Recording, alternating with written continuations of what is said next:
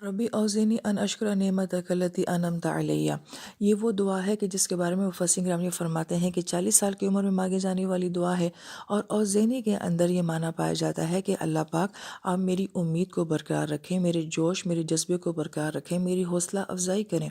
कि मैं इस एज में आके मायूस ना हो जाऊँ, मैं अपने आप को नकारा ना समझूँ, अपने आप को नाकाम ना समझूँ और मैं सिर्फ मौत का इंतज़ार ना करूँ या जवानी के चले जाने के सिर्फ दुख में ही ना बैठा रहूँ कि मेरी ज़िंदगी का वो दौर जो है वो चला गया,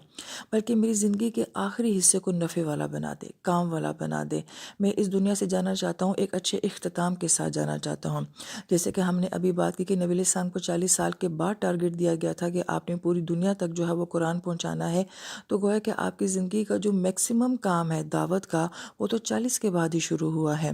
लिहाजा ये हमें एक मोटिवेशन मिलती है अपने नबी की ज़िंदगी से और सुलेमान अलैहिस्सलाम की इस दुआ से भी कि 40 साल के बाद जो है इंसान अपने आप को नाकारा ना समझे, बल्कि ज़िंदगी में जो कर रहा है, जिस मुकाम पर भी है, उससे आगे जाने की कोशिश करे। यहाँ पे हमारे उस्ताद एक वाक़या सुनाया करते थे कि 93 साल के एक बुज़ुर्ग हैं, जिनके पास कुरान की बहुत नॉलेज थी और मैंने उनसे वक़्त लेना चाहा तो उन्होंने कहा कि माज़रत मैं आपको वक़्त नहीं दे सकता, इसलिए कि मेरी एज ऐसी हो चुकी है कि जब मैं सुबह उठता हूँ तो मैं पहली बात पे अल्लाह ताला का शुक्र ये अदा करता हूँ कि आपने मुझे ज़िंदगी का एक और दिन दे दिया, लिहाजा मैंने बहुत काम करना है और मेरे पूरे दिन का एक शेड्यूल तय होता है और उसमें 5 मिनट की भी मुझे फ़रागत नहीं होती कि मैं एक्स्ट्रा किसी से कोई बात कर सकूं।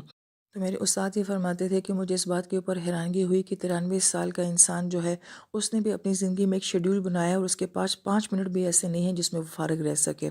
जबकि हमारे यहाँ क्या होता है कि जब इंसान बूढ़ा हो जाता है तो वो सिवाय धूप सेकने के या घर के दरवाजे में बैठने के फिर वो कुछ नहीं करता है। लिहाजा ये दुआएं बहुत खूबसूरत होती हैं, इनमें बड़ा गहरा मिजाज होता है कि इंसान अपने आप को इतना काबिल बनाए या अपनी ज़िंदगी को इतने अच्छे अंदाज से प्लान करके गुजारे कि जब ज़िंदगी के वो इस स्टेज में पहुँचे तो अपनी ज़िंदगी को अब उसको एंजॉय करने का वक्त आ गया है। लिहाजा इसी बात को बाज़ अहले इल्म यूँ भी बयान करते हैं कि आपने जितना कमाना था, जितना पढ़ना था, आपने पढ़ लिया है। लिहाजा जो कमाया है अब उसको एंजॉय करने का वक्त है और जो आपने पढ़ा है उसमें तजुर्बा हासिल करने का वक्त है और जो आपने अपने बच्चों के साथ अपनी फैमिली बनाई है अब उनकी खुशियाँ जो हैं वो देखने का वक्त है।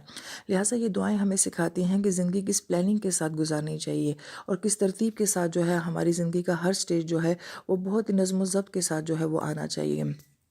लिहाजा हमने अच्छे और काबिल लोगों को देखा है कि वो जब ज़िंदगी के इस स्टेज के ऊपर आते हैं तो अमूमन लोग जो होते हैं वो रिटायरमेंट के बाद ही कहते हैं कि अब हमने कोई काम नहीं करना है, अब हमने जो है अपने शौक़ पूरे करने हैं या इबादत करनी है। गोया कि इंसान इस ज़िंदगी की एज में आके जो है अपना अल्लाह ताला के साथ ताल्लुक़ जो है वो मज़बूत करना, अपनी इबादत के ऊपर फोकस करना और वो काम जो ज़िंदगी में अपनी मसरूफ़ियात अपनी ज़िम्मेदारियों की वजह से वो नहीं कर सका, वो इस एज में करना। हदीस पाक का मफ़हूम है अगर 40 साल के बाद भी इंसान की ज़िंदगी का ट्रैक जो है वो चेंज नहीं होता और उसको आखिरत की फ़िक्र नहीं पैदा होती, तो शैतान भी उसको ये बात कहता है कि तू मेरा शेख है, मैं तेरा मुरीद हूँ, कि तुझे अभी भी समझ नहीं आ रही है कि तू ज़िंदगी कितनी गुजार चुका है और तुम्हारे पास कितना थोड़ा टाइम है जो बाकी रह गया है।